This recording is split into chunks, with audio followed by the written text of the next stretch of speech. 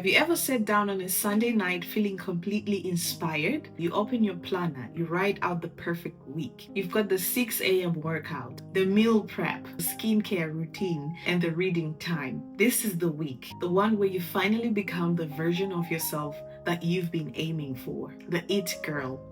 So you go to bed motivated. Now you've gone through Monday perfectly fine, and then Tuesday hits. You're not just tired, you feel heavy. The smallest task feels enormous. You tell yourself you'll just scroll for 5 minutes to warm up. 3 hours later, you feel worse, behind, guilty, and the thought creeps in again. Why don't I have discipline? Your problem is not discipline. It's that you're living above your regulated capacity. Today, we're going to talk about why your nervous system does not care about your good intentions, and more importantly, how to stop the cycle of overcommitting and crashing. Now, most of us plan our lives based on mental capacity. Mental capacity is the part of you that thinks, yeah, I can totally handle 5 meetings, a gym session, a dinner with friends. Mentally, you're ambitious, okay? You're capable. You believe in your potential. You're future focused. You can see the version of yourself who handles all of it. But your nervous system capacity is the actual hardware that is running the show. Think of it like a laptop.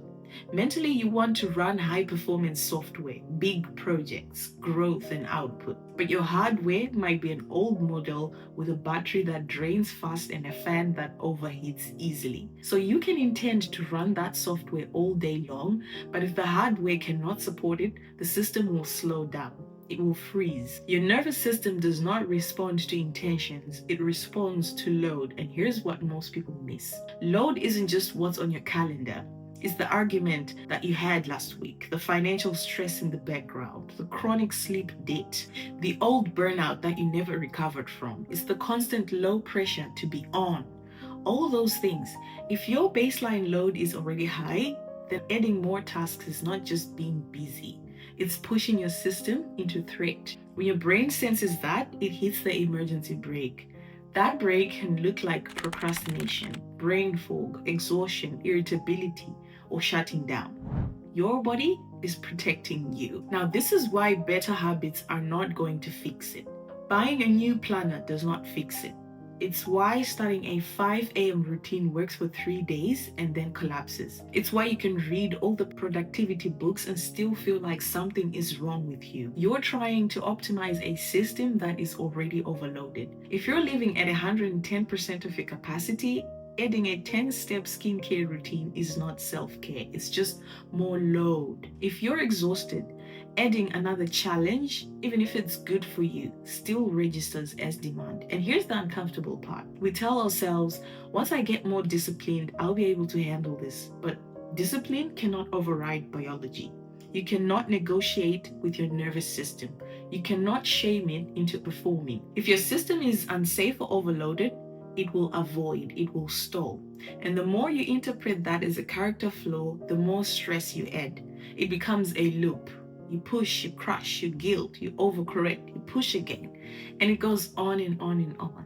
So how do you know if you're living above your real capacity? Here are some signs. First, the reactive state. You're snapping at people that you care about. Small inconveniences feel huge. You drop a spoon and suddenly you're fighting tears. You're not dramatic. It's because your buffer is gone. You have low capacity. Second, productive procrastination. You're answering emails, cleaning, doing the easy tasks, but the important work feels heavy to start. It's not that you don't care, it's that your system cannot handle the perceived weight of it. Third, the tired but wired loop. You're exhausted all day. You drag yourself through it. Then your head hits the pillow and suddenly your heart is racing. Your brain is replaying conversations, planning tomorrow, imagining the worst case scenarios. Your body is tired, your nervous system is not regulated. Now let's talk about what regulated capacity actually feels like. It's not euphoric, it's not hyperproductive, it's steady, it feels almost boring. You can meet a challenge without losing breath. If something goes wrong, it does not derail your entire week. There's space between stimulus and reaction. There's buffer, and that buffer is everything. Here's the part that feels completely counterintuitive. Honoring your capacity builds energy faster than pushing through it. When you consistently stay with your real limits, something shifts. Your nervous system starts to feel safe.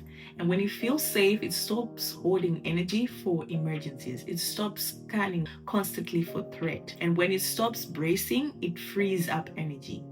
That's when motivation returns. Not forced motivation, natural motivation. You start wanting to move, wanting to create, wanting to engage because you're no longer in survival mode. The irony is that doing less but doing it sustainably often creates more output over time than the push crush cycle ever could. Capacity grows through respect, not pressure. So here's your challenge this week. Cut your to-do list by 30%. Let's create space for your nervous system to breathe. You're not lazy. You're not lowering your standards. Before you commit to something, pause and ask yourself, what do I actually have the capacity for today? Not what should I do, not what would impress people, but what can my system handle without going into threat? Start there, build from there. So if this resonated with you, hit subscribe and I'll see you in the next one. Bye.